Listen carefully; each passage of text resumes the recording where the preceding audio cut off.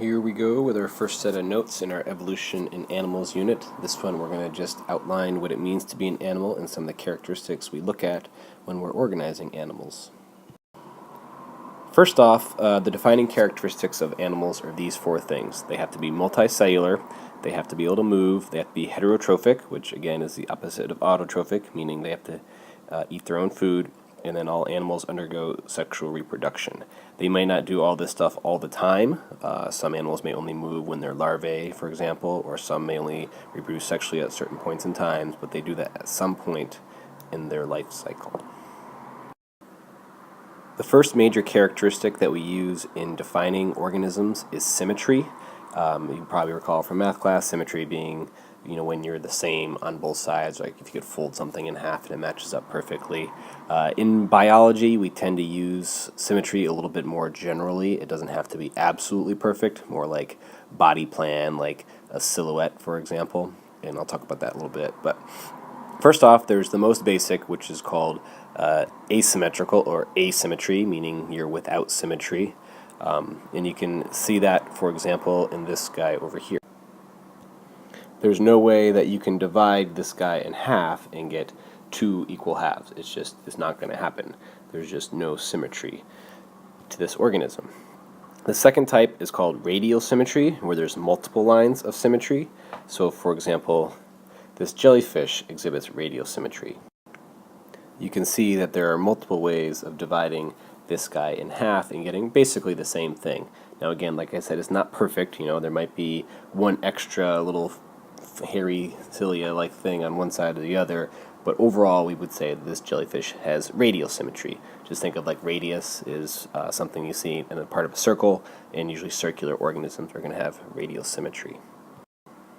And then finally, there's bilateral symmetry. Bilateral literally means two sides, and so there's only one line of symmetry. You can only get two equal sides. So these are things that there's just one way you can divide them in half, just down the middle. Obviously, you couldn't divide this guy and get two equal halves there, or you couldn't be slightly off center because they would be very, very different. So this guy has bilateral symmetry. The next characteristic you would use to classify an organism would be the organism's tissue layers. Organisms can have up to 3 different tissue layers. The first layer that you would see would be something called the endoderm, which is always going to be the innermost layer. Endo means inside. And this usually gives rise to digestive system and some other organ systems. Next, some organisms might also feature a mesoderm, which is a middle layer. This is going to form lots of different types of muscle. This is the layer that's also going to help divide the body up into lots of different compartments or sections. And finally, there can be the ectoderm, or outer layer. Again, ecto being outside, derm being skin or layer. And this usually forms, obviously, the skin, and then the nervous system often comes from the ectoderm layers. And you can see down here in this diagram of earthworm how it's got 3 different layers.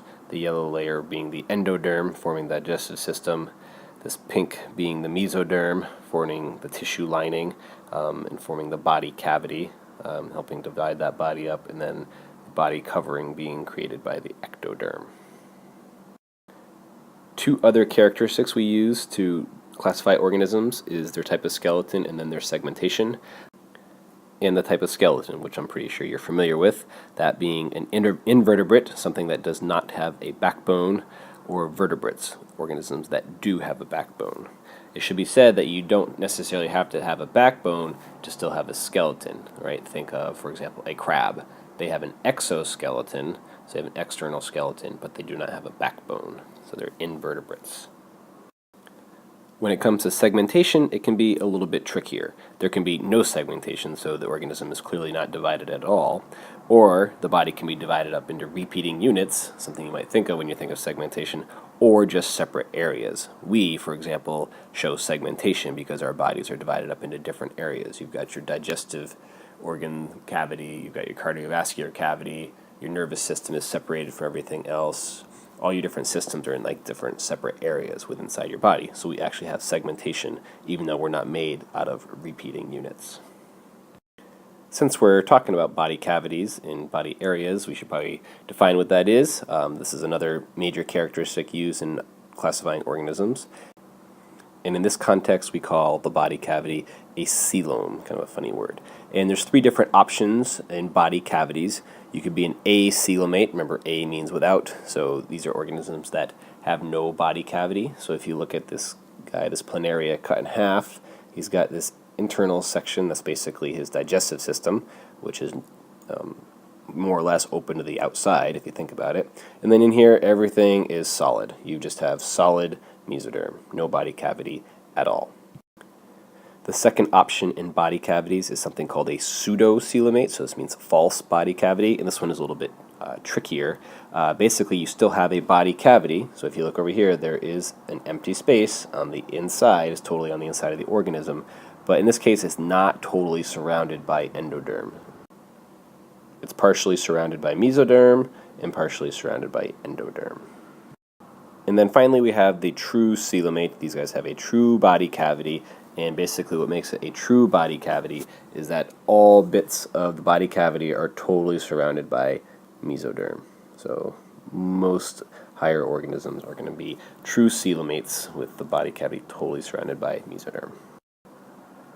Now, for the last two slides, I just want to talk about some of the body systems that you see in animals, and a lot of these are systems that we'll be looking at as we move through the animal kingdom. The first one, the circulatory and respiratory system, you're probably pretty familiar with. This is basically the heart and lungs, or if you're talking about most things in the sea, it might be your gills, which is obviously for bringing in oxygen, and then the heart pumps blood around, and the main job of the blood, of course, is transmitting that oxygen. Next, we have the digestive and excretory system. These are the organs that break down the food, remove the nutrients from it, and then the excretory system, of course, is eliminating waste, getting rid of the stuff that you don't want. And then finally, we have the nervous system, which is obviously the brain and nerve cord. We'll be focusing a lot on those.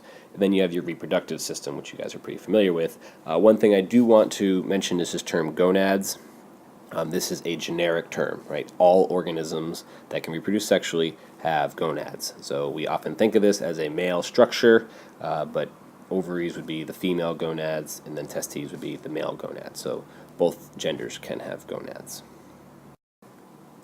And then the last thing I want to talk about with this set of notes is a little bit more detail on the circulatory system. This is a major defining characteristic as to whether an organism has an open or a closed circulatory system. An open circulatory system basically means that the blood is not always in a vein or artery. So if you look down here, you can see this grasshopper has an open circulatory system, and it's got a heart, and it's got some arteries that pump blood, and then eventually the blood just leaves the arteries and just kind of like bathes the organs in fluid, and then that fluid eventually makes its way back into the heart and gets circulated some more. This particular type of circulatory system, though, does have some advantages and disadvantages. Basically, what's going on is the blood that has oxygen is mixing with used blood or deoxygenated blood, and so this is basically like diluting the oxygenated blood, which may reduce activity levels if the organism doesn't have any adaptations to overcome that. The advantage, though, is there's basically like less plumbing for the organism to make and to maintain, so it's a little bit easier that way, but you may have, like I said, reduced oxygen levels, which could reduce activity levels. The other option for circulatory systems is basically the opposite of that, a closed circulatory system. So if it's a closed pathway, the blood is always going to be in a blood vessel, so it would leave the heart, go somewhere to pick up some oxygen, whether it be gills or lungs or whatever, and then deliver to different organs, and then back to the heart, and it's always within these veins. So the advantage there is the blood is not going to mix, so the organs are always going to get the highest amount of oxygen in the blood, and this is going to allow a greater activity level, obviously, because you need more oxygen to sustain greater levels of activity. Of course, then the same disadvantage comes in, is that there's more plumbing, basically, for those guys to maintain, so that's a little bit harder. So with that, that is the end of our notes on Intro to Animals.